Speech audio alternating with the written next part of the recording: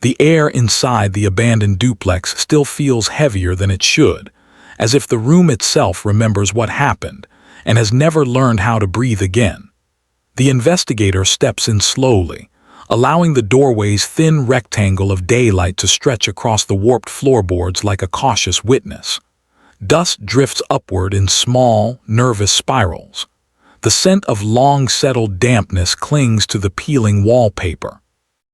And although 29 years have passed since the night the police marked this place as a sealed tragedy, the silence behaves as if it has been holding its posture for all those years, refusing to move, refusing to forget.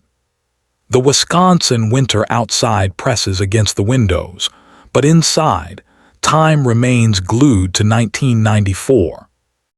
Back then, before anyone knew her name beyond a single obituary line, Marian, aged 27, lived a quiet, nearly unnoticed life. A part-time librarian at Dane County's smallest branch, a night school student studying archival science, a daughter who called home every Sunday evening at 7. Friends described her as soft-spoken, frequently distracted, as if she lived slightly behind the moment. No one could remember her causing trouble. Few could recall seeing her upset. She drifted through life with gentle precision, leaving little reason for suspicion, little trace of conflict. And maybe that was why her case never sat right with those who investigated it. She seemed like a person designed to be overlooked, and perhaps that made it far too easy for the truth to slip past them. The duplex, her final address, was the last place she was seen alive. Police had found it exactly as it appears now, a living room half furnished, an open stack of academic journals on the floor, a lamp unplugged with its cord coiled like a question the scene never answered. There were no signs of forced entry, no shattered glass, no footprints preserved in dust or mud. No obvious struggle. Only a stillness that felt unnatural, as though the moment of violence had been immediately swallowed by the room's refusal to show its teeth. Investigators concluded that whoever took her life was someone she trusted or someone so unremarkable in context that she opened the door without fear. The official report from 1994 described the case as clean. Too clean, some whispered afterward. Evidence was sparse, statements lacked cohesion.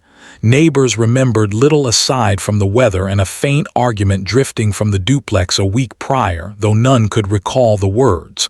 The timeline was fragile, the motive absent. Leads fluttered briefly, then died. And within a year, the case had cooled into something functionally inert, sustained only by procedural updates and an annual reminder that a crime without answers lingers like unfinished paperwork. Now, as the investigator stands in the doorway decades later, he feels the familiar weight of a case that never should have gone cold. The room seems to look back at him. He keeps his hands at his sides, careful not to disturb the stillness. The crime scene photographs run quietly through his memory. Marian's last known steps, her work bag beside the sofa, the faint indentation on the cushion where she may have been sitting moments before everything deviated from the life she planned. He moves forward. The floor creaks once beneath his shoe, an old sound, a natural one, but it still feels like an objection. Something about being here again carries the sensation of trespassing into a memory not his own. He surveys the walls, the corners, the ceiling seams. Nothing has changed, yet something feels different, as though the room is holding back a detail that had been visible all along but ignored because no one knew where to look. He kneels beside the place where Marian's bag had been photographed. The floorboards here are darker, worn from years of forgotten footsteps. His breath briefly fogs in the cold air.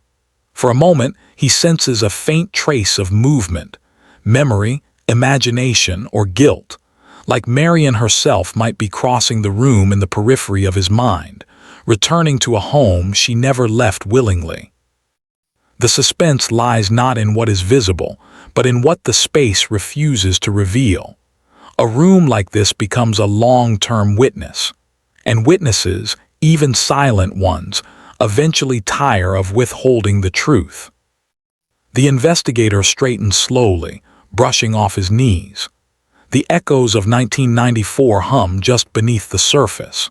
And somewhere, buried deep under dust and forgotten records, something small is waiting to shift.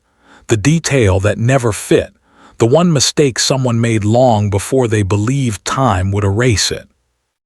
He inhales once, steadying himself, and steps deeper into the room. 2. Case reopens due to discovery of new crucial evidence. The case reopens not with fanfare, not with headlines, but with a single envelope placed quietly on the investigator's desk, unmarked except for a date handwritten on its corner, February 3, 1994. A date from a time when Marian was still going to night classes, still shelving books alphabetically, still alive. The envelope arrives during the dull stretch of afternoon when the precinct hums with paperwork and soft murmurs. No return address. No fingerprints. The handwriting, plain, careful, almost timid. Inside lies a single item, a photo. It shows Marian standing outside the duplex at dusk. She is partially turned, as if someone called her name just before the picture was taken. Her expression is neutral, neither alarmed nor relaxed. What presses the air out of the investigator's lungs is not Marian herself, but the faint reflection in the window behind her. A silhouette, leaning, watching. Its shape is indistinct, as though erased by time, yet undeniably present. This image was not part of the original case file. It should have been. If it existed in '94, it could have changed everything. Attached to the back of the photo is a small note. "You missed this. Nothing else." The investigator stares at the sentence long enough for the words to lose shape. He reopens the cold case archive, summoning old files, brittle paper, decades of accumulated failure. Every detail from the original investigation is suddenly under suspicion. He studies the envelope again, searching for clues in its texture, its weight, the faint crease in the upper right corner. Whoever sent this either wants justice or wants control. The precinct's conference room becomes a staging area. The photo is pinned beneath fluorescent lighting, scanned, enhanced within limits that respect authenticity. The silhouette remains frustratingly ambiguous. No features. No posture that confidently identifies gender, height, or build. But something about its placement, its familiarity, gnaws at the investigator. The angle suggests the photographer stood across the street. The reflection indicates the watcher stood inside the duplex. Meaning Marian was not alone during the moment captured. Detective Hayes, a colleague with a penchant for understatement, enters with a careful nod. "Where'd it come from?" he asks. "No idea," the investigator replies. Studies the image, his brow tightening. "This wasn't in our records." "I know. Someone sat on this for nearly 30 years. Or, the investigator says quietly, they took it recently from someone who kept it." Hesitates, scratching the back of his neck. "You thinking this is legitimate?" "I'm thinking someone wants us looking again." "And you're going too." There is no question in the statement, only resignation. The case is formally reopened that afternoon.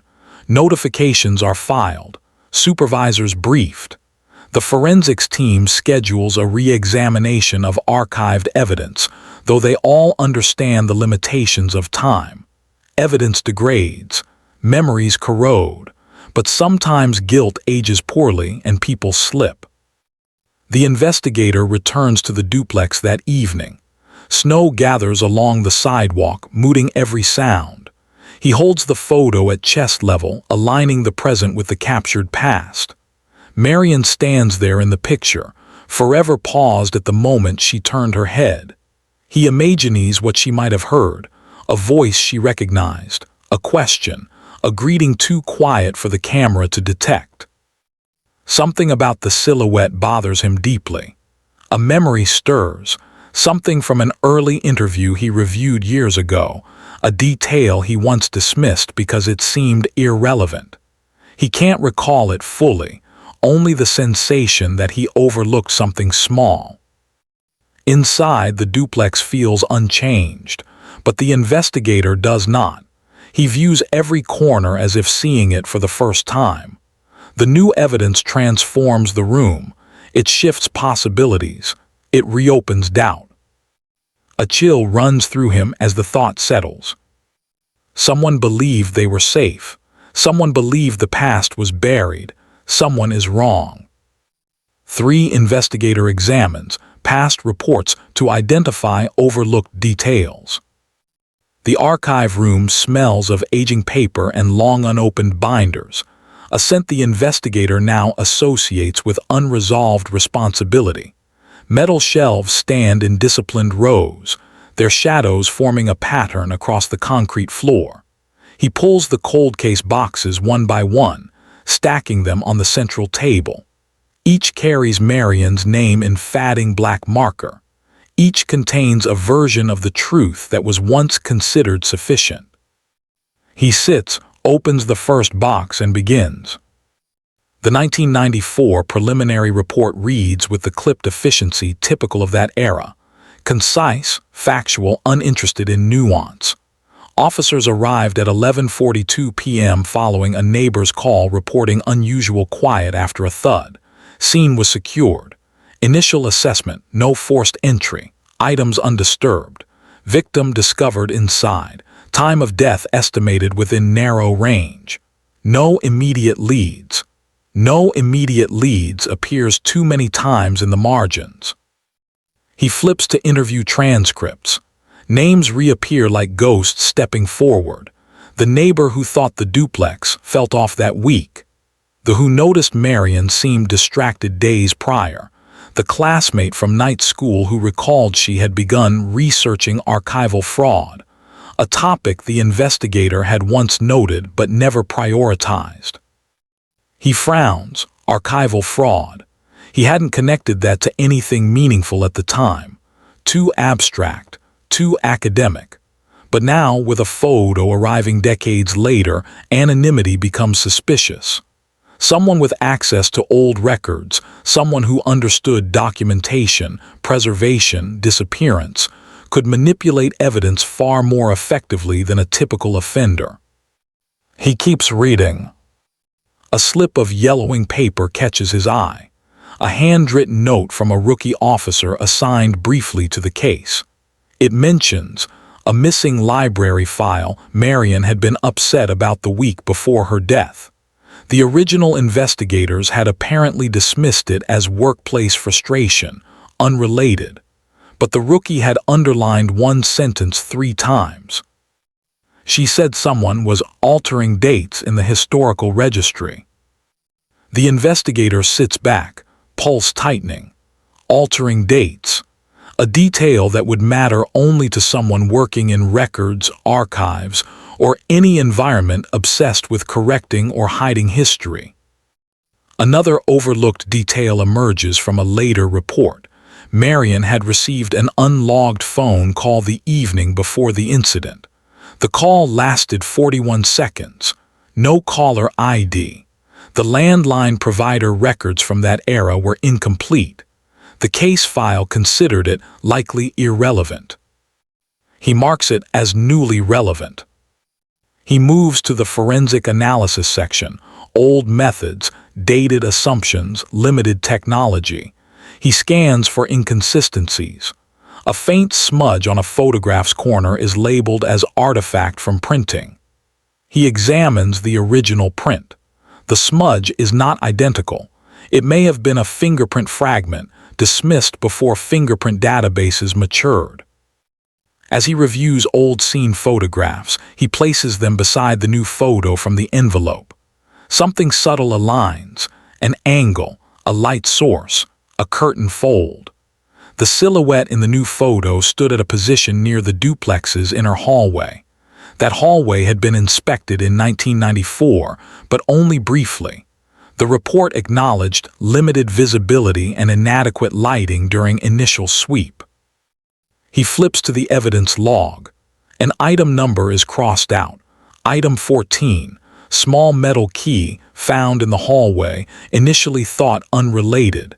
It was later reclassified as belonging to the previous tenant and removed from relevance. However, no document verifies that reassessment. No statement from the previous tenant confirming the key. The investigator's pen pauses above the page.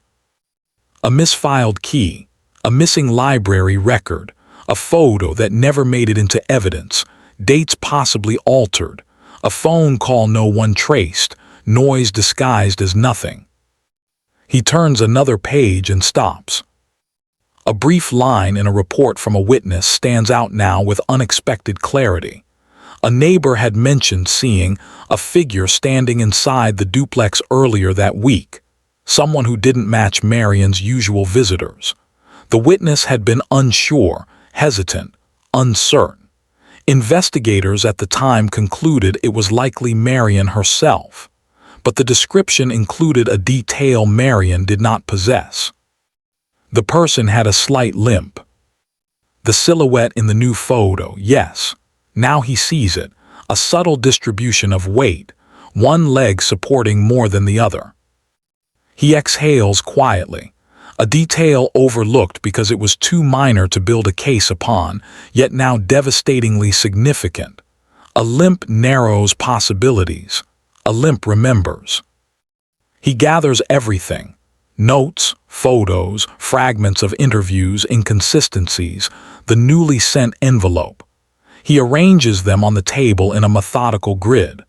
The cold case, once considered empty, now starts to shape itself into a pattern.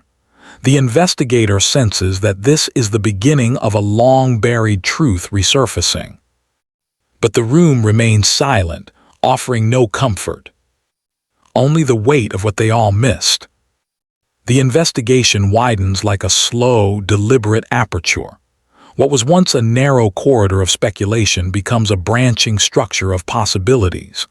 The newly uncovered inconsistencies, archival irregularities, the missing key, the silhouette with the limp, reshape the suspect list. The investigator begins assembling profiles, each one a faint outline from 1994, now reactivated under the unforgiving light of hindsight.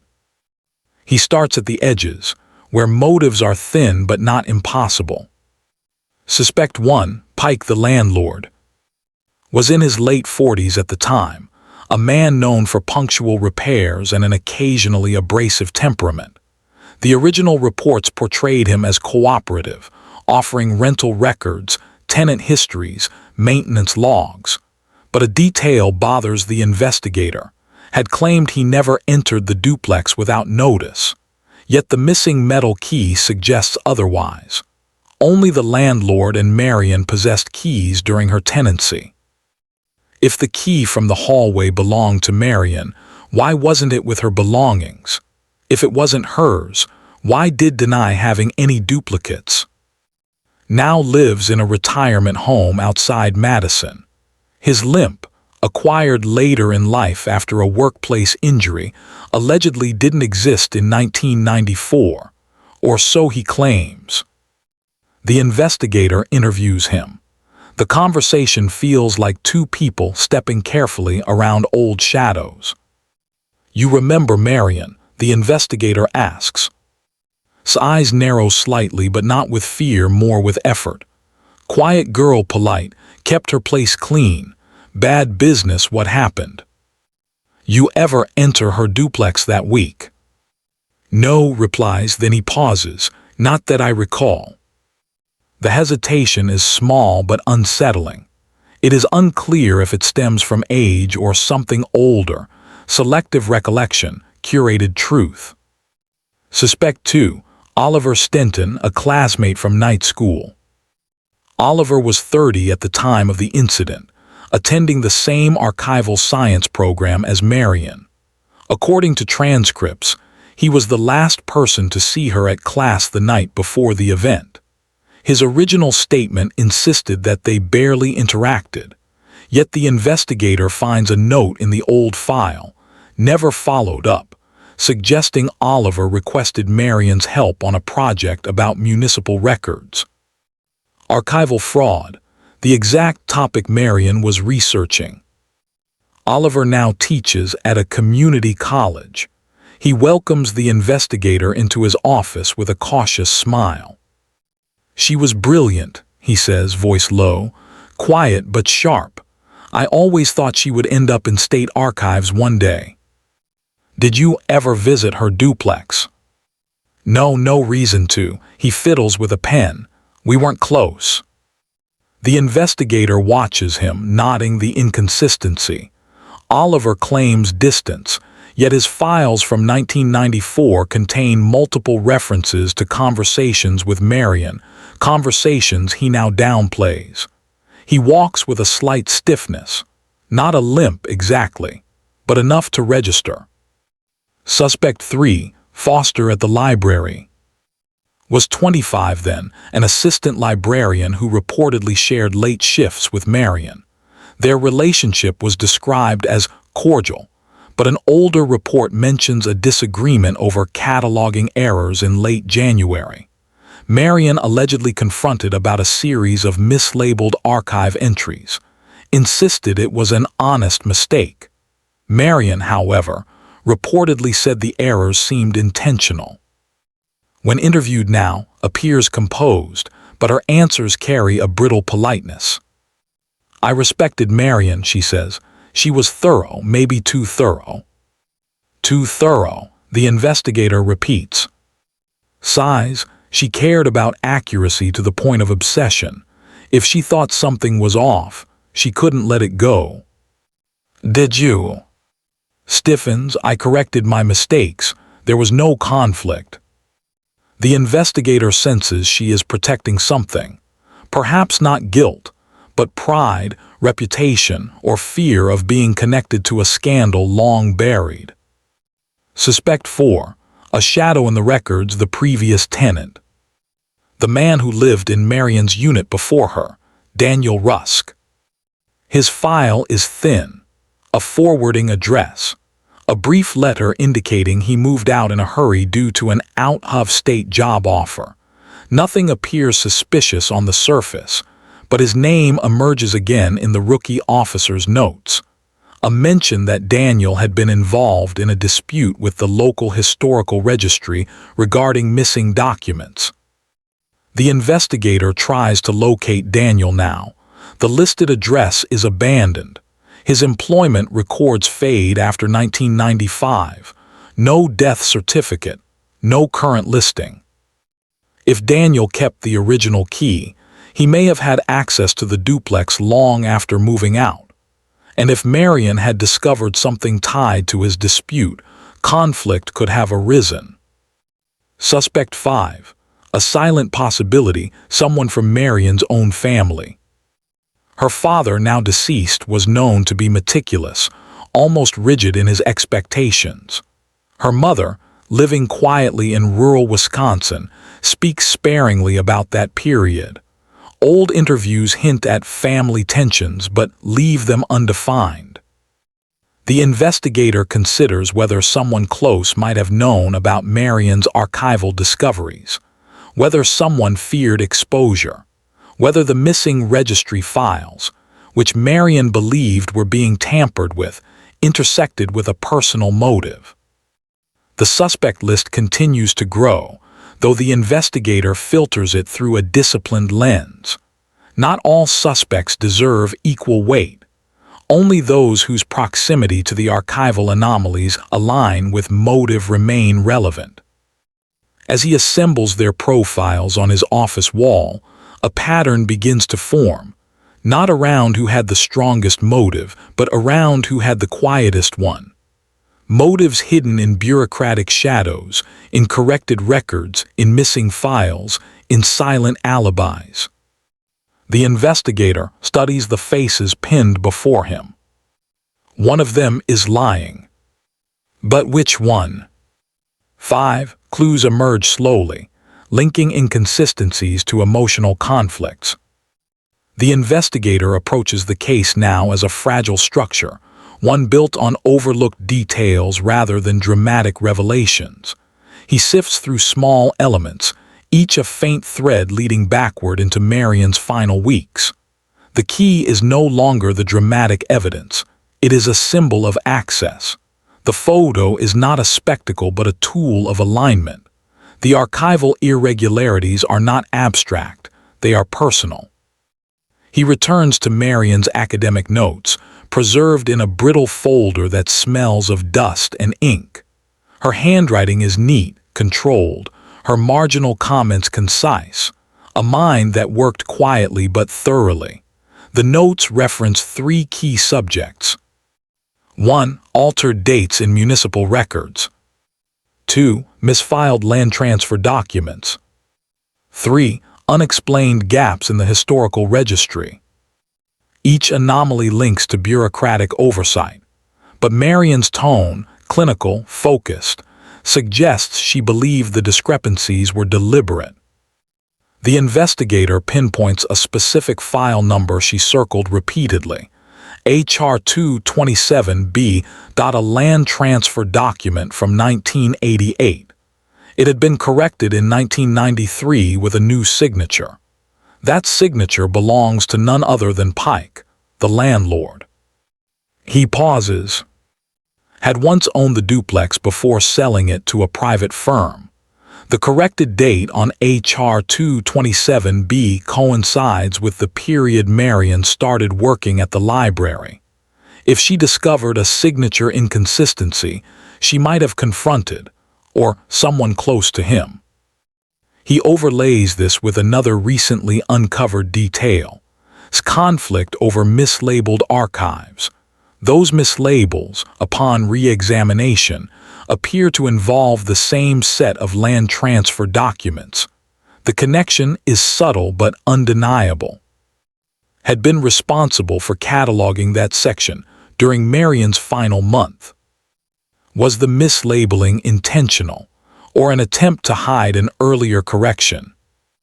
The investigator sets file aside. Next, he revisits Oliver's records. His academic project from 1994 focused on detecting fraudulent amendments in town registries, a niche but relevant topic. In his notes, he referenced HR 227B as an example of corrective action. His phrasing at the time had seemed academic, but now it appears familiar, too familiar. The investigator makes a mental note. Oliver had access to Marian's research materials. He also had knowledge of the exact documents she was studying. He turns to the phone call record. 41 seconds is not long, enough for a warning, enough for an argument, enough to arrange a meeting. He revisits the timeline. The call occurred the night before Marian died. Next, he reviews the neighbor's statement, the limp, the uncertainty. But uncertainty can sometimes be clarity in disguise. The investigator contacts the neighbor again, now in her 70s. Her voice is frail but steady.